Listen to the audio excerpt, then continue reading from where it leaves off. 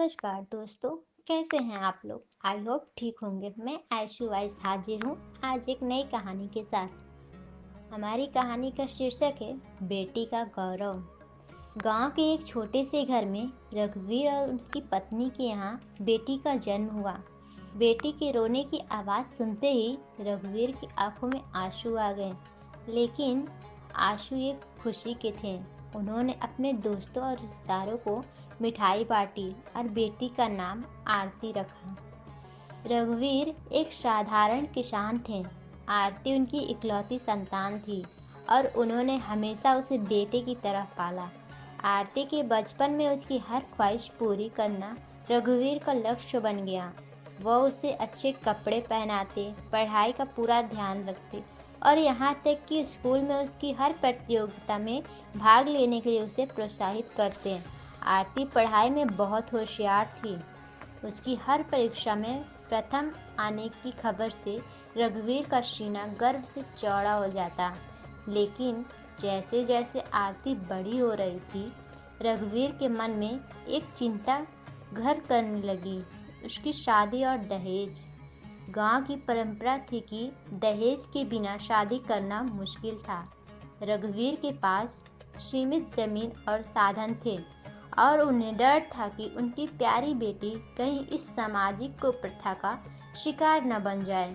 लेकिन आरती को अपने पिता की चिंता समझ में आ रही थी। उसने ठान लिया था कि वह खुद को इस काबिल बनाएगी कि दहेज का सवाल ही ना उठे।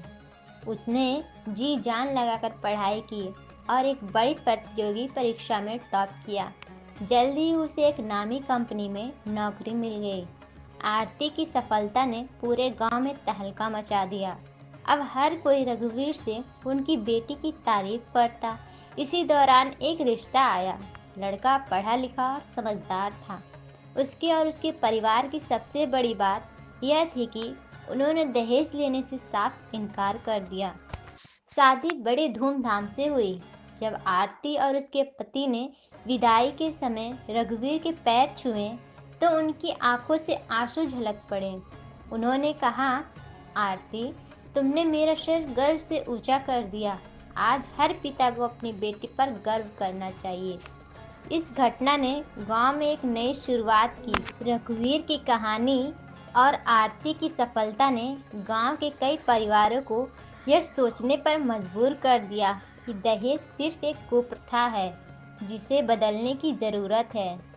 इस कहानी से यह निष्कर्ष निकलता है, दहेज समाज की एक बड़ी बुराई है, लेकिन बेटियां जब शिक्षित और आत्मनिर्भर बनती हैं तो वे न केवल अपने परिवार का नाम रोशन करती हैं बल्कि समाज को भी नई दिशा दिखाती है। उम्मीद है कि आज की ये दहेज प्रथा की कहानी आपको अच्छी लगी होगी। लेकिन दोस्तों, मेरा मकसद कहानी से ही नहीं बल्कि इसे हमें अपने निजी जीवन में भी उतारना है। तो आप भी बेटी के लिए एक लाइक कीजिए और वीडियो को दूसरे तक शेयर जरूर करना ताकि हर किसी की सोच में बदलाव हो। धन्यवाद। हर चैनल को सब्सक्राइब करना न भूलें।